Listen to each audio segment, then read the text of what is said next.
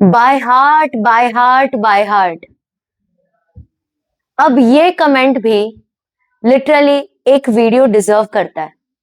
अब यहाँ पे बच्चा कह रहा है कि बाय हार्ट की हुई चीजें याद नहीं रहती, भूल जाती हूं, तो इसलिए मैंने अब तक कुछ बाय हार्ट नहीं किया, जो है वो एग्जाम के टाइम करती हूँ। और what is the solution for this? ठीक है, तो बेसिकली ये बच्चा ये बोल रही है कि बाय हार्ट नहीं कर पा रही हूं मैं क्योंकि याद नहीं रहता है। तो पहले तो ना मैं ये क्वेश्चन पूछना चाहूंगी कि according to you what is by heart? होता क्या है बाय हार्ट करना? What is by heart? And यहाँ पे एक बड़ा क्वेश्चन मार्क आता है। बाय हार्ट का मतलब होता है, एकदम बेसिक मतलब होता है रट्टा मारना। इसका मतलब ही क्या होता है बेटा? रट्टा मारना। और जब हम कोई चीज को रट्टा मारते हैं ना, तो एग्जाम के टाइम पे क्या होता है, अगर हम लोग एक वर्ड भी भूल गए ना, तो हम पूरा का पूरा आंसर जो है वो भूल जाते हैं। लिटरली एक वर्ड भूलने के बाद ही हम पूरा का पूरा आंसर भूल जाते हैं। तो अगर तुम रट्टा मार रहे हो तो तुम्हें याद कभी रहेगा ही नहीं। तो इसीलिए तुम अगर रट्टा अभी नहीं मार रहे हो ना, तो it is the best thing which you are doing in your academic career. Literally तुम पूरे एकेडमिक्स में सबसे बेस्ट चीज यही कर रहे हो कि रट्टा नहीं मार रहे हो। तो अब मैम इसका सोल्यूशन क्या है, चीजें याद कैसे रखें? तो आपके ये प्रॉब्लम का मैं अपने 5 साल से निकले हुए एक्सपीरियंस के थ्रू आंसर करना चाहूंगी। अब देखिए, आप लोगों को पता ही होगा कि 5 साल से मैं बायोलॉजी पढ़ा रही हूँ और हर बच्चे को 90+ मार्क्स आई है। तो उस हिसाब से मैं बता सकती हूँ कि एक इंसान को चीजें याद कैसी रखनी चाहिए। ये तो सबसे बेसिक होता है, राइट? तो अब रट्टा नहीं मारना है मैम, तो क्या करें? क्योंकि बचपन में हम तो रट्टा मारते थे और हमें सब याद हो जाता था। हम लर्न करते थे, हमें सब याद हो जाता था। तो अब क्या करें? तो बेटा अब ना तुम लोगों ने साइंस ली है। अब साइंस तुम्हारी ना ले, इसके वजह से तुम्हें थोड़ी मेहनत करनी पड़ेगी।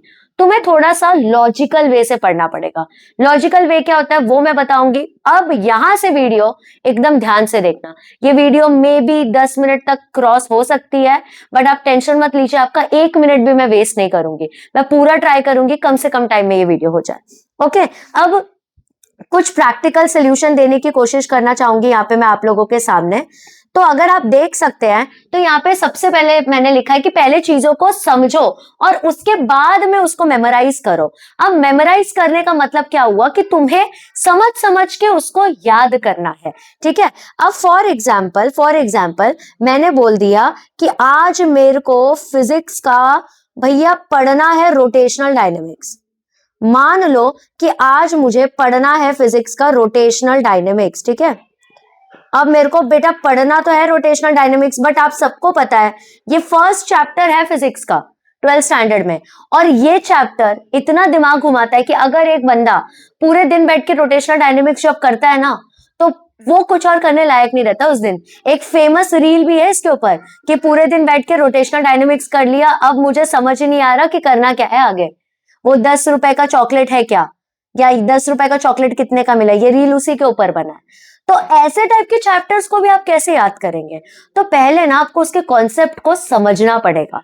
अब कॉन्सेप्ट या तो आपके पास, मैं वो भी बताती हूँ कि किस तरीके से समझ सकते हो। आपके पास पहला ऑप्शन रहेगा कि आप टीचर्स के थ्रू समझ जाओ, टीचर्स के लेक्चर के थ्रू समझ जाओ। बट कभी कभी क्या होता है कि तुमने लेक्चर अटेंड कर लिया, बट जब तुम घर पे बैठे हो ना, तो तुम लोगों को याद ही नहीं आ रहा है कि टीचर ने क्या पढ़ाया था। तो उस टाइम पे तुमको नोट्स रिवाइज करना है। ठीक है, उस टाइम पे तुमको क्या करना है? नोट्स रिवाइज करना है। स्टिल तुम लोगों को नहीं समझ रहा, तो you have to go and take help of AI. अब एआई जो है ना, इसका इतना बोलबाला हो चुका है कि मैं तुम लोगों को इजीएस्ट वे बताऊंगी कि किस तरीके से तुम एआई के थ्रू याद कर सकते हो।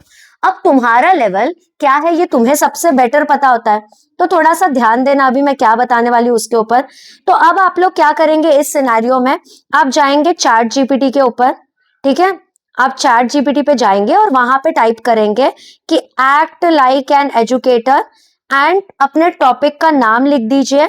और फिर उसके बाद में लिखना कि explain me like I am, जितना भी तुम्हारा लेवल है। फॉर एग्जाम्पल तुम लोग लिख रहे हो like I am in 10th standard, तो वो एआई तुमको प्रॉम्प्ट डालते ही एकदम सही तरीके से पूरा का पूरा एक्सप्लेनेशन दे देगा कि किस तरीके से वो कॉन्सेप्ट यहाँ पे प्रेजेंट है। ठीक है, तो that is how you will first understand और फिर तुम उसके फॉर्मूलाज को सिर्फ मेमोराइज करोगे। यहाँ पे जो आप शब्द देख रहे हो ना मेमोराइज, तो यहाँ पे मेमोराइज आपको क्या करना है, तो जैसे लॉज हो गए, डेफिनेशन हो गया, ठीक है, फिर कोई फॉर्मूला हो गया, तो सिर्फ इन चीजों को याद किया जाता है बेटा, आप कॉन्सेप्ट्स याद नहीं करते हो। दूसरा इंपॉर्टेंट चीज देखेंगे, एक्टिव रिकॉल करना। अब हमने कोई चीज को पढ़ ली, अब हमको ये मेक श्योर करना है कि क्या ये चीज हमें याद है। अब ये हम कैसे पता करेंगे कि हमें ये चीज याद है भी या नहीं याद है, तो इसके लिए एक सिंपल सा ट्रिक बताती हूँ, ये ट्रिक तुम यूज करना और बहुत ज्यादा यूजफुल है। तो एक्टिव रिकॉल के लिए आप लोग क्या करेंगे, मान लीजिए कि आपने पढ़ लिया ये बुक में, मान लो कि आपने केमिस्ट्री का 2nd चैप्टर आज उठा के पढ़ा है, ठीक है। अब एक्टिव रिकॉल करने के लिए आप एक रैंडम सा पेज लेंगे या बुक उठा लो, इसको ना मैं हमेशा रफ बुक ही कहूंगी। अब ये रफ बुक में तुम लोग टॉपिक का नाम लिख लो, मान लीजिए कोई भी टॉपिक का नाम आपने लिख दिया। अब यहाँ पे टॉपिक का नाम लिखा, इसके बाद में ना तुम्हें जो उस टॉपिक के रिलेटेड याद आ रहा है सब स्क्रिबल करते जाओ, जो भी उस टॉपिक के रिलेटेड याद आ रहा है सब कुछ उधर स्क्रिबल करते जाओ। और द मूवमेंट तुम कोई टॉपिक पे अटक गए ना, उस टॉपिक को हाईलाइट करो और उसको तुम्हें अकेले रिवाइज करने की जरूरत है। अगर तुम लोग गलती से एक्टिव रिकॉल के जगह पैसिव रिकॉल के जाल में अटक गए ना बेटा, तब तुम्हारी वाट लग जाती है। पैसिव रिकॉल बिल्कुल मत करना कि हाँ मुझे तो सब याद है, तुमको इस तरीके से रिकॉल करना है। ये एक मेथड हो गया। सेकेंड मेथड है जिसकी वजह से अभी भी मुझे सारी चीजें याद है, कि आप किसी और को टीच करने की कोशिश करो। अगर कोई तुमको चिंटुकला पिंटुकला आजू बाजू में नहीं मिलता है तो अपना फोन उठाओ, खुद को ही शूट कर लो, अपने आप तुमको पता चल जाएगा कि कौन से टॉपिक में तुम अटक रहे हो और कौन सा टॉपिक तुम्हारे पक्के हैं। नेक्स्ट इंपॉर्टेंट, अब देख लीजिए, हम लोगों को पूरी चीजें याद नहीं होती, कभी कभी हम लोगों को आंसर जो है ना उसका स्ट्रक्चर याद नहीं होता। अब अगर मुझे आंसर का स्ट्रक्चर याद नहीं है तो मैं क्या करूंगी, तो यहाँ पे तुम दिमाग लगाओगे कैसे वो बताती हूँ। तुम लोगों को थोड़ा सा ना कीवर्ड्स के थ्रू पढ़ना पड़ेगा। अब कीवर्ड्स क्या होते हैं, जब आप लोग 12th स्टैंडर्ड में जाओगे तो 12th स्टैंडर्ड में ना एग्जामिनर को एक दिन में 100 से 150 पेपर्स चेक करने होते हैं, तो वो तुम्हारा पूरा आंसर रीड भी नहीं करते, वो सिर्फ तुम्हारे कीवर्ड्स के ऊपर फोकस करते हैं। कीवर्ड्स मतलब जिसके बिना वो आंसर अधूरा है, तो आप लोग उस आंसर के सिर्फ कीवर्ड्स को याद करेंगे और वो कीवर्ड्स जैसे तुमने याद कर लिया ना, नीचे का कॉन्सेप्ट तुम एग्जाम में आराम से लिख पाओगे, इजीली लिख पाओगे। तो कीवर्ड मेथड के थ्रू भी आप सारी चीजें याद कर सकते हो इंस्टेड ऑफ रट्टा मारना, मगिंग अप। फिर हो गया रिवीजन रूल।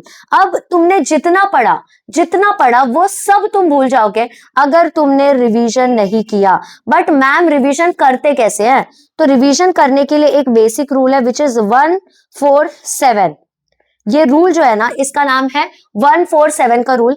मतलब फॉर एग्जांपल अगर मैंने कोई टॉपिक आज पढ़ा तो ये टॉपिक मैं 4th डे को भी रिवाइज करूंगी, मैं 7th डे को भी रिवाइज करूंगी। अब ये जो रूल है ना इसको हम लोग स्पेस्ड रिवीजन रूल भी कहते हैं। क्या कहते हैं इसको, स्पेस्ड रिवीजन रूल। मतलब मैं मेरे ब्रेन को चैलेंज कर रही हूं कि अगर रिवीजन के बीच में या फिर से एक बार रिकॉल करने के बीच में टाइम है तो क्या तुझे याद आ रहा है।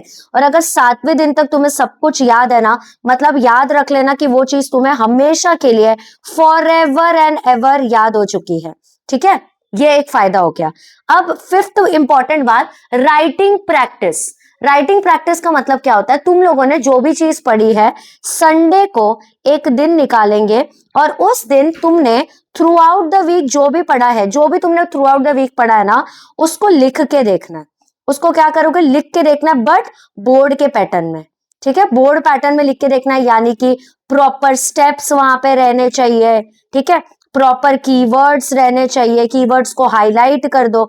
ये सारी चीजें अगर तुम फॉलो कर रहे हो तो तुम्हें कभी भी रट्टा मारने की जरूरत पड़ेगी ही नहीं। तो ये इतना सिंपल सा बात है कि कैसे हम लोग रट्टा मारना अवॉइड करा सकते हैं। And that's it for the day. मैं आज आप लोगों को ये एक ऐसा मेथड बता रही हूँ और अपने साइड से थैंक यू भी बोलना चाह रही हूँ मुझसे अपने सारे प्रॉब्लम्स को शेयर करने के लिए, क्योंकि आई नो मे बी आप लोग मुझे जानते नहीं रहोगे, कुछ बच्चे ऑलरेडी जानते रहेंगे। तो मैं यही चाहती हूँ कि तुम्हारा जो भी प्रॉब्लम हो ना वो ये चैनल पे नेक्स्ट डे सॉल्व हो जाए। तो तुम्हारा जो भी प्रॉब्लम है प्लीज कमेंट कीजिएगा। आप देख ही सकते हैं कि मैं हर कमेंट को कितना सीरियसली लेती हूँ। तो हर उस कमेंट का आंसर या तो रिप्लाई या तो शॉर्ट्स या तो वीडियो के थ्रू आ जाएगा। तो यू कैन कॉल मी दीदी नाउ। आप मुझे मैम मत बुलाना, आप मुझे दीदी बुलाना, क्योंकि मैं चाहती हूं कि आपका ये जो जर्नी है ना वो इतना ज्यादा अच्छा जाए, इतना ज्यादा अच्छा जाए कि तुम खुद को और अपने पेरेंट्स को प्राउड करा पाओ। तुम्हारे पेरेंट्स जब तुमको देखेंगे ना कुछ बड़ा करते हुए, उनसे ज्यादा खुश इंसान पूरी दुनिया में कोई नहीं होगा। तो not for you, not for anyone, but for your parents. All the best बच्चों। Thank you.